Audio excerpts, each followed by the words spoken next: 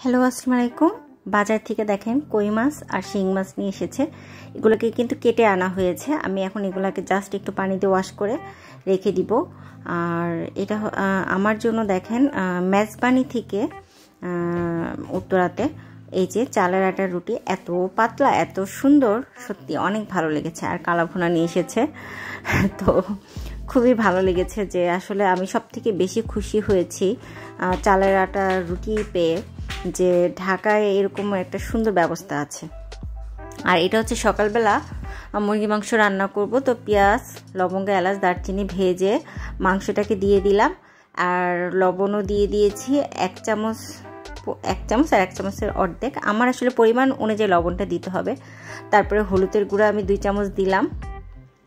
আমার যেহেতু ছোট চামচ, তাহলে আমি ফুল এক চামচ পরিমাণ শুকনো মরিচের গুঁড়া দিয়েছি, ফুল 1 চামচ পরিমাণ হলুদ দিয়েছি। দিয়ে সুন্দরভাবে আমি নেড়েচেড়ে ধনিয়া গুঁড়া জিরা বাটা এগুলো সব 1 চামচ পরিমাণ দিয়ে ভালোভাবে কষিয়ে নিয়েছি মাংসটাকে। এখন আমি আলুটা দিয়ে মাংসটাকে আবার কষিয়ে নিব। আমি কিন্তু অল্প অল্প পানি দিয়ে মাংসটাকে আগে 2-3 বার কষিয়ে নিয়েছি, তারপরে কিন্তু আমি আলু দিয়েছি। তো আসলে মাংসটাকে একটু, মুরগির মাংসটা বিশেষ করে একটু সময় নিয়ে রান্না করতে হয়। তাড়াহুড়া করলে আসলে মজা হয় না, খেতেও মজা হয় না এবং কালারও আসে না। আর গরম মশলার গুঁড়া দিয়ে আমার নামিয়ে নিয়েছি। আমার মাংসটা রান্না হয়ে গেছে। এখন আমি লাউ দিয়ে যে কই মাছ দেখিয়েছিলাম সে কই মাছ রান্না করব। তো আগে একটু এখানে আমি কি বলবো, একটু জিরা দিয়েছিলাম, তারপরে পেঁয়াজটা ভেজে নিয়েছি, তারপরে আদা বাটা রসুন বাটা দিয়েছি, হলুদের গুঁড়া মরিচের গুঁড়া সব কিছু দিয়ে ভালোভাবে মশলাটাকে কষিয়ে টমেটো দিয়েও আবার কষিয়ে নিয়েছি। আমি যখন টমেটো দিয়েছি তখনই শুধু হলুদের গুঁড়া দিয়েছি, এর আগে বাকি মশলাগুলো দিয়ে কষিয়ে নিয়েছিলাম। আর এখন আমার এই মশলাটা কষানো হয়ে গেছে। এখন আমি লাউটা দিয়ে দিব আর কই মাছগুলোকে আমি ভেজে নিব। এই যে এটাকে আমি সুন্দরভাবে কষিয়ে নিয়েছি। তো আমি এলিজাস ব্লগ থেকে চলে আসলাম। এলিজাকে নমাস করে আপনারা আমার সাথেই থাকবেন।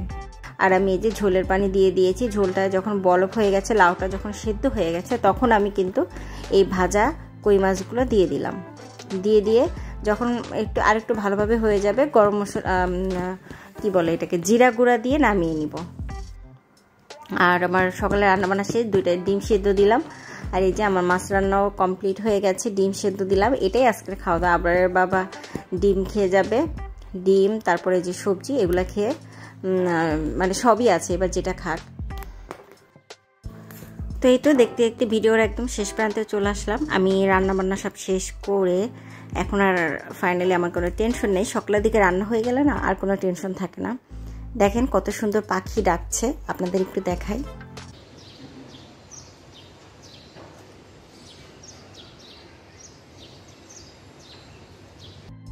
এই তো সকালবেলা পাখির এরকম কিচিরমিচির শব্দ শুনতে কার না ভালো লাগে দেখেন। আর এই তো আজকের ভিডিওটা একদম শেষ প্রান্তে চলে আসলো। তো দেখতে দেখতে আপনাদের কাছ থেকে বিদায় নেওয়ার সময় হয়ে গেছে। যদি আমাকে ভালো লেগে থাকে অবশ্যই আমাকে সাপোর্ট করার জন্য আমার এই চ্যানেলটাকে সাবস্ক্রাইব করে রাখতে হবে, এবং ভিডিও দেখার পরে অবশ্যই লাইক দিতে ভুলবেন না। আজকের মতো ভিডিওটা এখানে শেষ করছি। আপনারা সবাই ভালো থাকবেন। আল্লাহ হাফেজ।